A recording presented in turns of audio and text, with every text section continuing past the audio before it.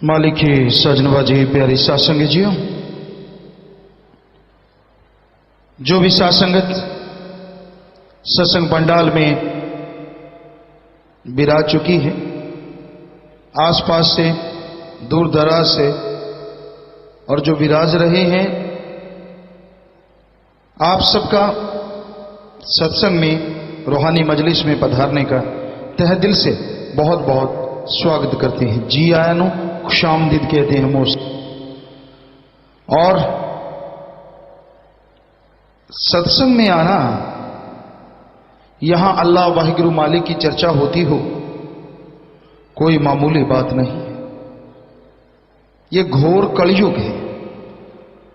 बिना वजह लोग सारा सारा दिन लगा देते हैं, गप मारना, चुगली निंदा, दूसरों की बुराई करना, लेग पुलिंग, तरह तरह की स्कीमें बनाना, योजनाएं बनाना, चाहे सारे दिनों के दिन कितने भी लग जाएं लोग लगाते हैं। लेकिन अल्लाह वाहिगुरु मालिक की, खुदा रब की इबादत में, भक्ति में बैठना, ये लोगों को ना अच्छा नहीं लगता, सही नहीं लगता, और लोग और काम धंधों में लगे रहते हैं। तो बहुत भाग्यशाली हैं आप। ये हम ही नहीं कह रहे, सभी धर्मों को हमने पढ़ा, सभी धर्मों के पवित्र ग्रंथ कहते हैं कि इस घोर कलयुग में जो अल्लाह वाहिगुरु मालिक की याद में बैठेंगे वो बहुत ही भाग्यशाली होंगे। जिन पर कृपा राम की वो चल सत्संग में आवे।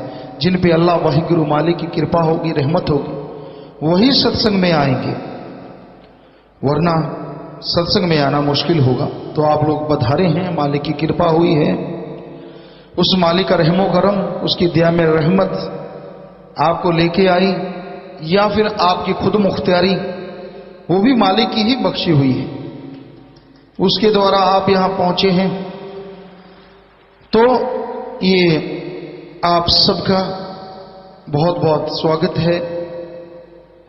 और सत्संग के दरमियान आपका अगर कोई सवाल हो, आप लिख के भेज दीजिए, जैसा मालिक ख्याल देंगे वैसे ही आपको जवाब देंगे।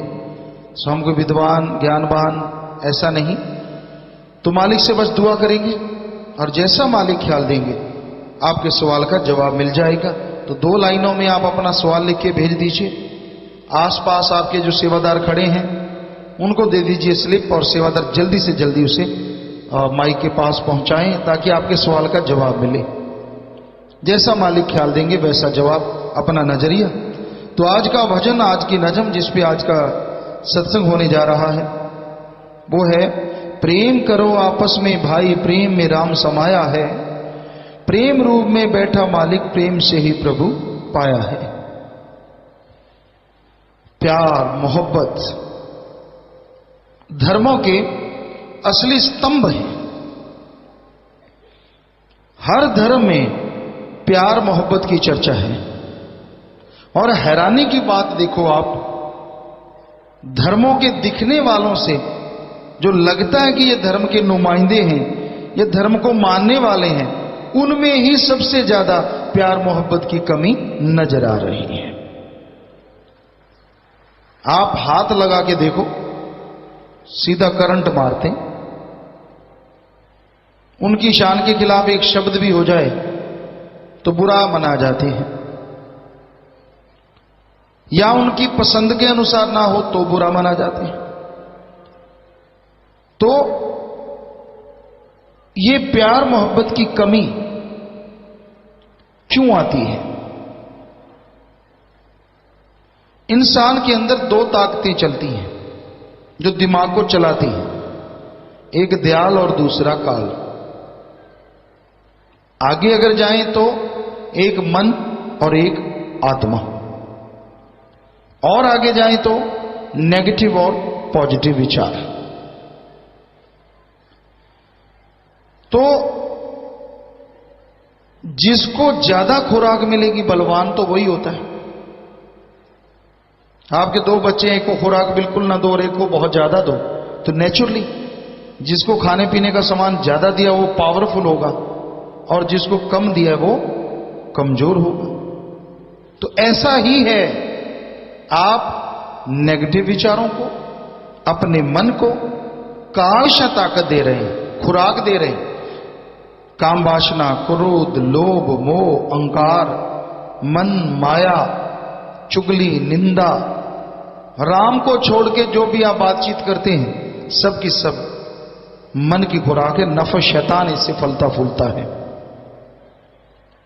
आत्मा की खुराक, रूह की खुराक हर युग में सिर्फ एक ही रही है, वो है ओम हरि अल्लाह मालिक की भक्ति, इबादत करना, चाहे कोई भी युग रहा हो।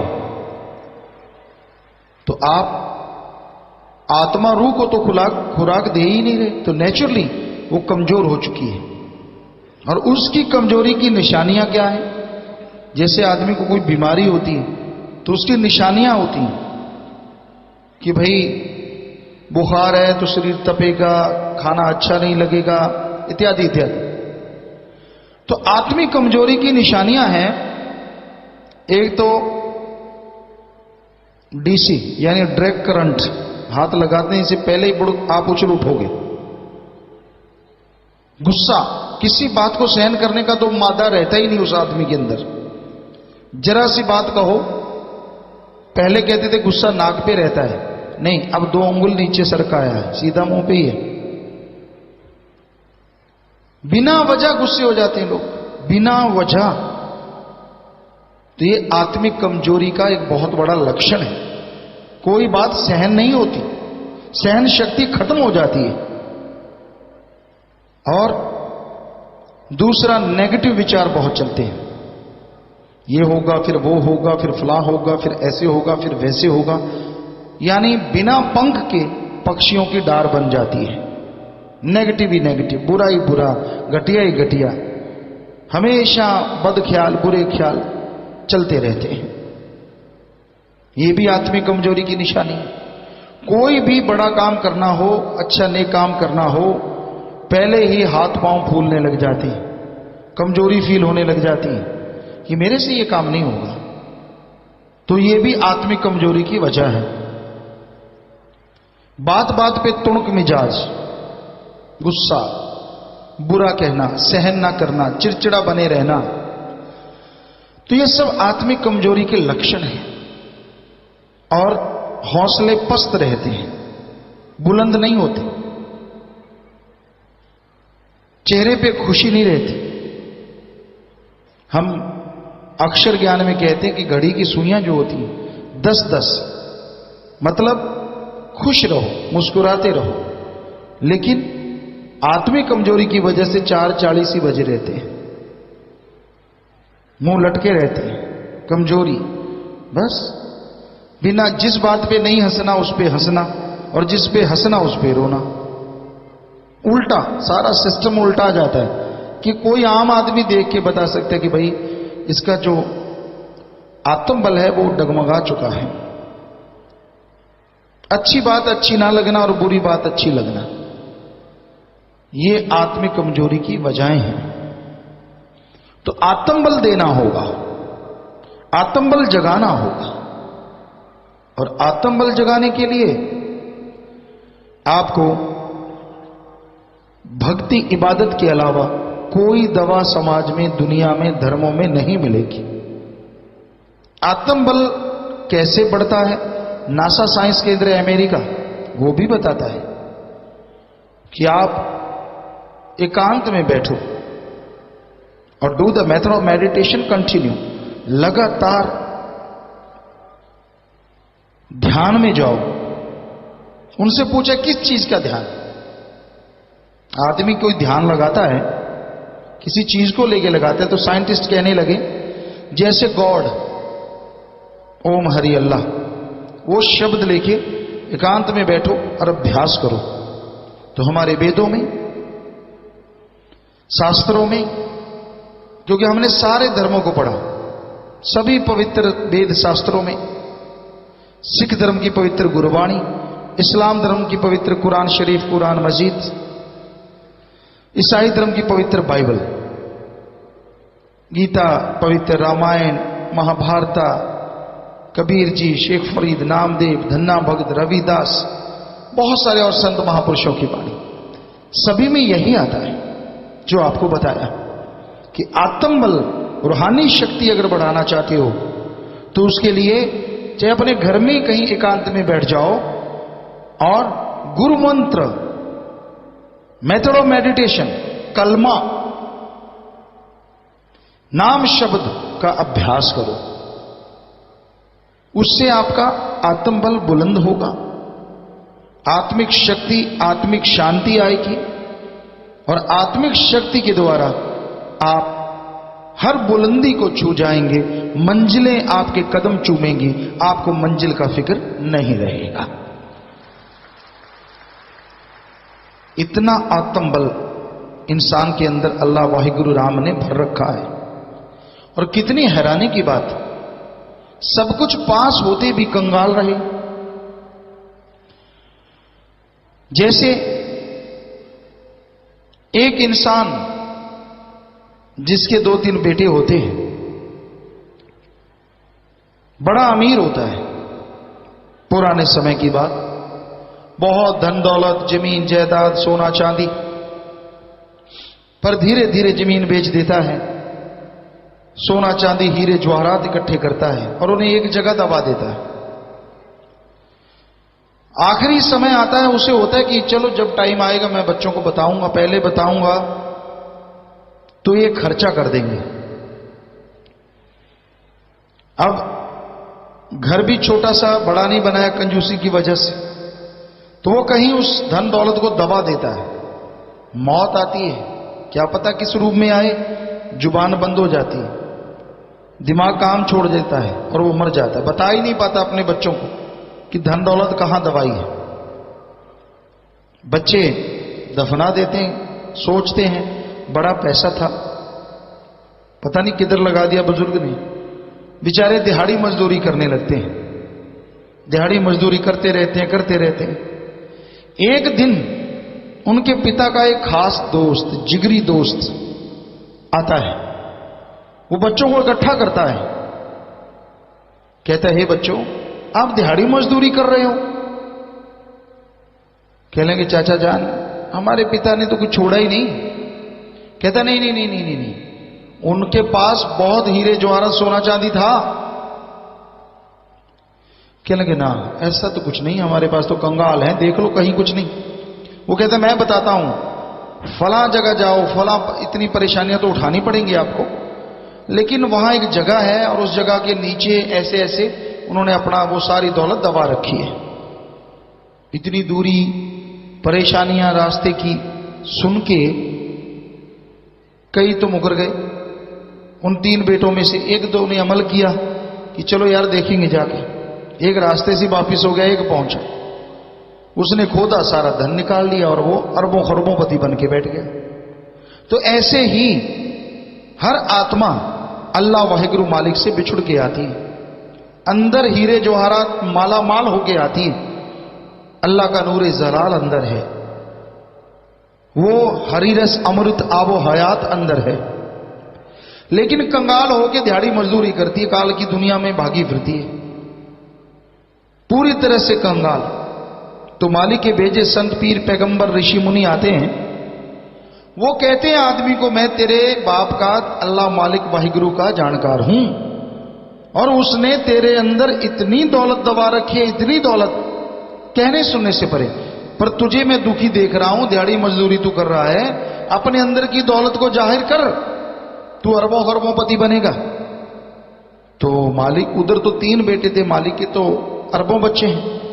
संत बताते हैं, कुछ कहते हैं ना यार ऐसे फकीर मार रहा है, कुछ कहते हैं देख तो लें। जो देखने वाले होते हैं वो आगे बढ़ते हैं, उनमें कोई कोई होते हैं जो पूरी रिसर्च करते हैं कि ठीक है अंदर है तो उसको निकाल के छोड़ेंगे, और उनको वो निकल जाता है और वो दोनों जहां की दौलत से माला माल हो जाते हैं। दुनिया में भी खुशियां और अंत्यकरण भी खुशियों से लबरेज हो जाता है। तो भाई मानना तो आपकी मर्जी है, आप मर्जी के मालिक है। पशु तो है नहीं जो संकल डाल के खूंटे पे बांध दे। कलयुग है ये, घोर कलयुग। मां बाप की बच्चा नहीं मानता, जिन्होंने जन्म दिया होता है। जरा सोच के देखिए, आपको नहीं पता कि आपके माँ बाप को कितना प्यार था, तो आपकी जो औलाद हुई है आपको उससे कितना प्यार है। बस उससे बढ़ के होगा आपके माँ बाप को आपसे, कम नहीं। पर जब आप उनकी बात ठुकरा देते हैं, माँ कहती है कुछ, बेटा ऐसे नहीं ऐसे कर, बाप कुछ कहता है आप ठोकर मार देते हैं, आपको बड़ी अकल है। कितनी ठेस पहुंचती होगी उनके दिलो दिमाग को। चलो ठीक है, वो अनपढ़ हैं, उनको नहीं मालूम, उनको कुछ भी नहीं आता, तो उनकी बेइज्जती करने से तो आप कोई ज्यादा मैनर वाले नहीं बन जाते, आप भी तो बेकार बन जाते हैं। उन्हें कहो ठीक है जी करेंगे, करो अपने हिसाब से, आपको लगता है कि उनको समझ नहीं, आप अपनी समझ से कर लो। पर उनको बुरा कहना, उनको गलत कहना, उनको नीचा दिखाना, ये आपकी नीचता की अति है। तो इंसान मर्जी का मालिक है। बात ये चल रही थी कि अपनी मां की नहीं सुनता, बाप की नहीं सुनता, छोटे उम्र में ही लोग ऐसे हो जाते हैं। तो पीर फकीर को तो लोग समझते ही कुछ नहीं। हमने देखा शुरू में लोगों की इस तरह से करके, तो नहीं, बात जचती नहीं कि भाई ये तूने मानना ही मानना है, ऐसा तूने करना ही करना है, ये नहीं करना वो नहीं करना। माना, ऐसा नहीं कि सभी नहीं मानते, जिन्होंने माना वो आज भी खुश हैं और मालिक ने चाहा मानते रहेंगे तो आगे भी बेइंतहा खुशियां उनकी उड़ी कर रही हैं। और जिनका मन हावी है, नहीं मानते, ठोकर कहते हमारे पांव के ठोकर में है, तो भाई वो ठोकरें उनके लिए तैयार हैं। हम कोई बद्दुआ नहीं देते फकीरों को, चाहे कोई गाली भी दे दो तो भी क्या है, कोई इज्जत बेइज्जती नहीं होती। पर दर्द होता है एक दिलो दिमाग में कि भाई इनको समझा रहे हैं, इनको फिर भी अकल नहीं आ रही, मन इनका फिर भी नहीं मानने दे रहा, तो ये खज्जल खुआर होंगे। दर्द फिर फकीर को ही होना है, मां बाप को हो ना हो, क्योंकि गुरु जिसकी एक बार बांह पकड़ लेता है वो लाख छुड़ाए, सच्चा फकीर उसकी बांह दोनों जहान में नहीं छोड़ता। तो वो आगाह करते हैं, लोगों को समझाते हैं, ये कर्म ना करो, ये करो, वो छोड़ दो, ये करो। अब मर्जी के मालिक हैं सारे, जैसा आपको बोला। कई संतों की बात सुनी लेते हैं कि यार बेचारे फकीर कहते हैं, इन्होंने कौन सा पैसा लेना है जो इतना जोर लगाते, इतना टाइम हमारे लिए बोलते हैं, क्यों ना हम मान के देख ले। कखो ले लाख रुपया, मना तेरी नजर ना आया, क्या पता क्या से क्या मिल जाए, ये तो राम जाने अल्लाह जाने। मर्जी के मालिक है हर इंसान। और कईयों को होता है ऐसे बकबक करते हैं रोज, आपा तो वही करेंगे जो अपनी मर्जी है। हर तरह के इंसान यहां मौजूद है।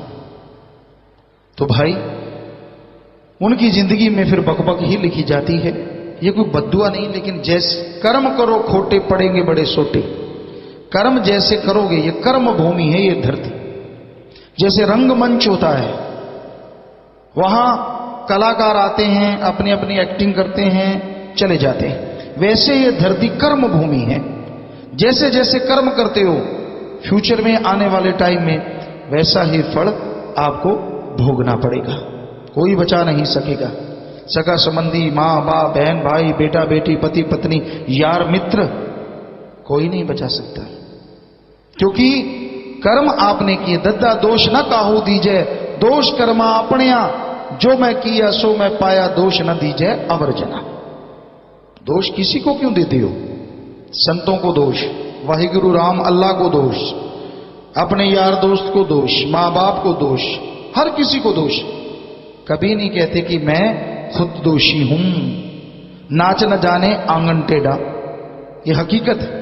कहने नाच भाई नाच, कहता मैं नहीं नाचता। कहते नाचना आता है? कहता बहुत बढ़िया। कहते फिर नाचता क्यों नहीं? कहता आपका आंगन टेढ़ा है। बताओ टेढ़े चौरस से क्या लेना देना?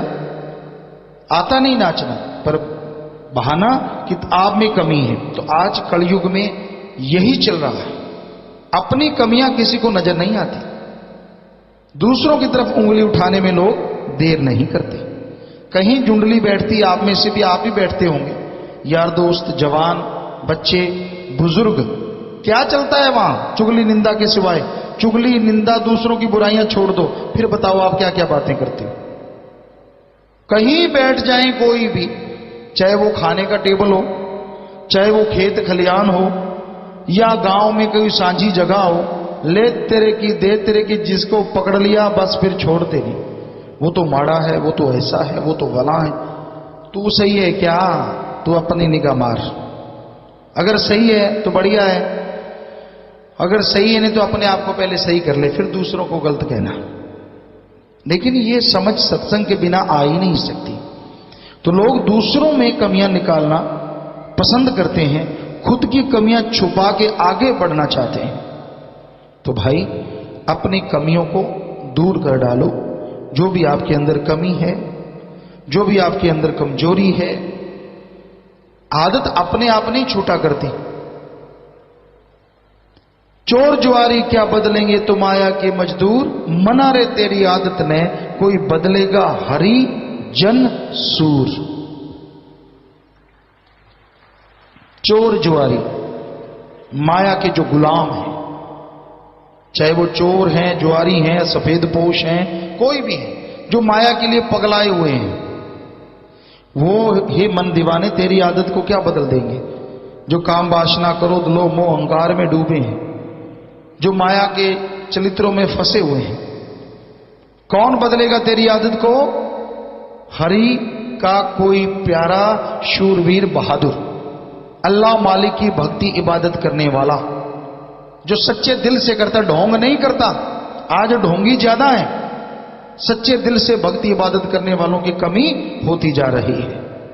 यहां ज्यादा लोग आते हैं, बड़ा बंड समर के जाना, धर्म का दिखावा करना, सिर झुकाना, बोलना पढ़ना, ये वो, निगाह कहीं और, कहीं पे निगाहें, कहीं पे निशाना। ये हकीकत है आज की। अकेले को देख लो, आदमी ना सुनने वाले हों, फिर देखो क्या है, फिर कौन मत्था मारे, छोड़ परे, बाद में देखेंगे। तो मतलब ढोंगी दिखावा बढ़ता जा रहा है आज समाज में। ये नहीं है कि बीज नाश हो गया, अच्छे नेक लोग भी हैं जो वाकई अल्लाह मालिक वाहिगुरु गॉड खुदा को सुबह शाम सच्चे दिल से याद करते हैं, भक्ति इबादत करते हैं, वो लोग भी हैं। वही असली खुशियों के हकदार बनते हैं। असली मालिक के रहमो करम की बरसात होती उन्हें अनुभव होती है। बरसात तो लगातार हो रही है, मूसलाधार।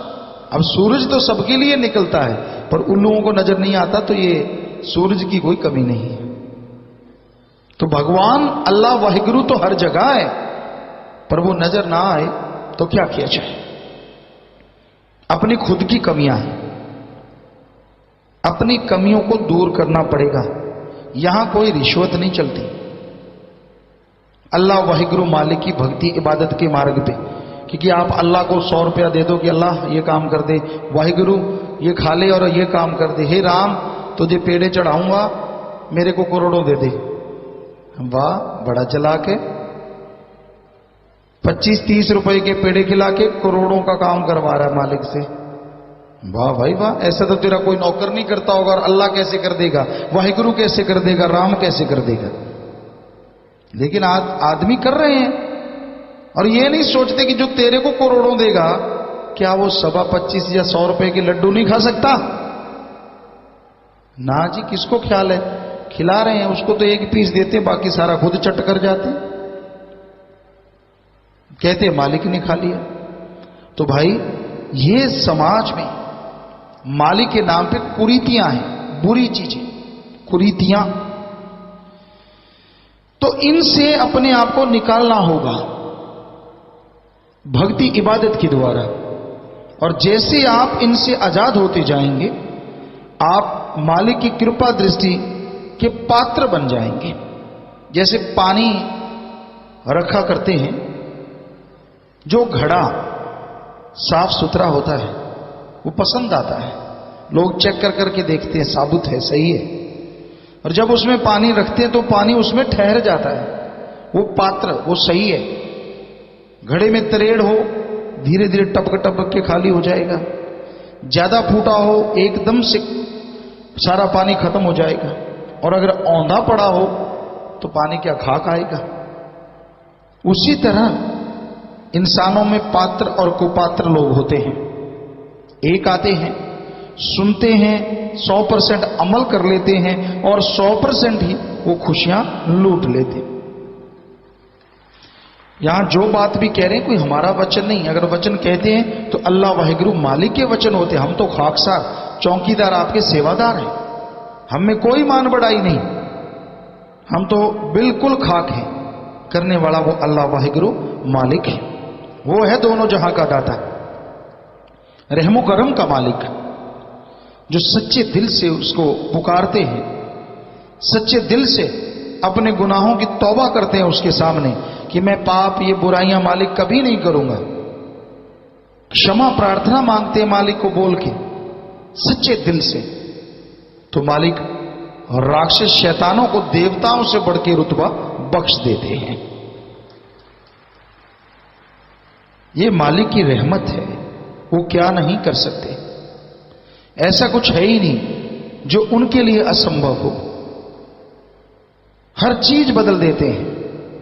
पर बात है अमल, बिन अमला दे आलमा इल्म निकम्मे सारे, कोई अमल कमा ले तू गर जश लेने मालिक द्वारे। बिन अमलों के आलमा इल्म निकम्मे सारे, जितना भी ज्ञान है, जितना भी इल्म है आपको अच्छे नेक कामों का, अल्लाह वाहिगुरु मालिक का, अगर उस ज्ञान पे आप चलते नहीं तो वो सारा ज्ञान आपके लिए निकम्मा है, कोई फायदा आप नहीं उठा सकेंगे। सिर्फ पढ़ने से, सुनने से कुछ नहीं होता। सत्संग में तो अमल असर होता है, आत्मा के खाते में तो जमा होता है, पर जीते जी अगर खुशियां चाहते हो तो सुनो, ज्ञान दिल में दिमाग में रखो और उस पे ऊपर चलो, अमल करो, तो आपकी झोलियां लबालब भरती जाएंगी। तो ये हकीकत है, अमल के बिना कोई फायदा नहीं। जीवन में खुशियां बेइंतहा मिल सकती हैं, परमानंद की प्राप्ति हो सकती है, वो मालिक आपको उड़ीक रहा है। कब ये इंसान काम वासना, क्रोध, लोभ, मोह, अहंकार, मन माया से जागेगा और कब ये मेरे पास आएगा, वो जाग रहा है और जगा रहा है। लेकिन कुछ ही भाग्यशाली लोग होते हैं जो मालिक के संदेश जो फकीरों द्वारा जाता है उसको सुन के जाग जाते हैं, वरना ज्यादातर लोग बेअमले हैं, मानते नहीं। उतना उतना मान लेते हैं जिसमें जोर ना लगे। यहां पसीना आने वाला हो, वहां कहता है मैंने कोई ठेका थोड़े ना ले रखा है सारे वचन मानने का। आपको एक बात सुनाया करते हैं, आज फिर ख्याल में आई। एक औरत रो रही थी बुरी तरह से, उसका पति गुजर गया। तो ये अपने रीत है कि आस पड़ोस वाले उसके घर में गए, बहनें भी गई, भाई भी गए। वो रो रही थी जार जार, और दोहा सा बोल के पंजाबी च कहते बैन पाके, वो एक आवाज से निकाल के बोलते हैं। वो रोना जब आता है तो उसमें वो बात कहते हैं।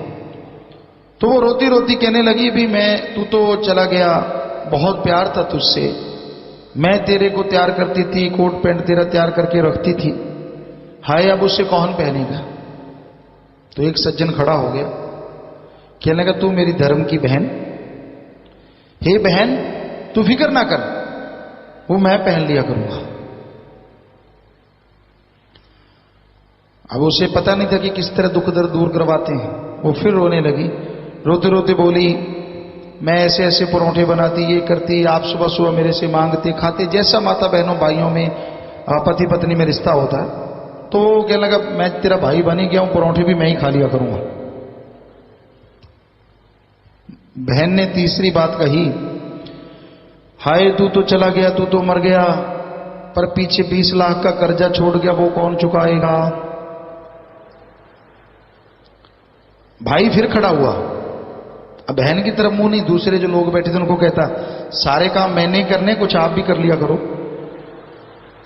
ऐसे हैं आज के लोग। मानने में आसानी हो तो वाह भाई गुरु, वाह सतगुरु, वाह मालिक, वाह गुरु जी गुरु जी गुरु जी गुरु जी गुरु जी गुरु जी गुरु जी, वाह अल्लाह वाह राम। और जब आए पसीना कहता ना ना मैं तो तुरु जी तुरु जी तुरु जी, मैं तो चला।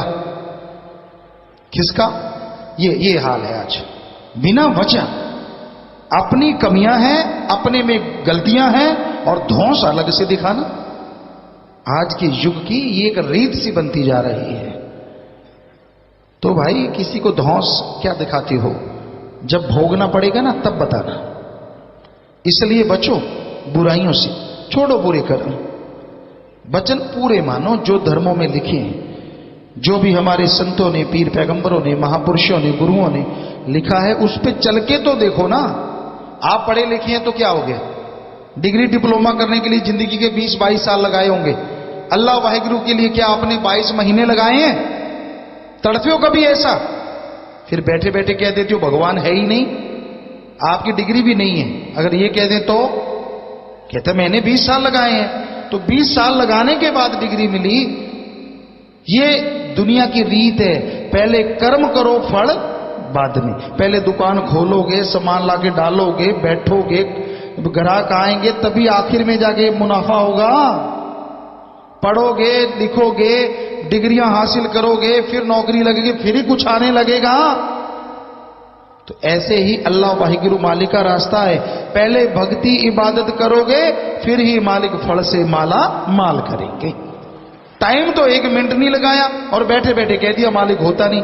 इससे बड़ा कोई मूर्ख और कोई हो सकता है कि पढ़े है ही ना और कहे जी डिग्री होती नहीं? बताओ, ये बात आपके हाजमे नीचे उतरेगी गले के? नहीं उतरती। तो उसी तरह हमारे भी गले नहीं उतरती बात जब आप कह देते हैं कि अल्लाह वाहिगुरु राम है ही नहीं। कितनी भक्ति की है, कितनी इबादत की, कितना टाइम लगाया उसके लिए आपने, कितना तड़फे हो? तड़फे 1 मिनट नहीं और बैठे बैठे कह देना मालिक है ही नहीं। तो भाई ये अपनी कमियां हैं, इनको दूर करना होगा। और जैसी ये दूर होंगी तभी मालिक की कृपा दृष्टि के काबिल आप बन पाएंगे, तभी उसका रहमो करम और अंदर का अमृत आबो हयात हरी रस आप चख पाएंगे और खुशियों से लबरेज बेगमपुर के बादशाह जरूर बन जाएंगे। तो इस बारे में जो भी संत महापुरुषों की वाणी है आपको सेवा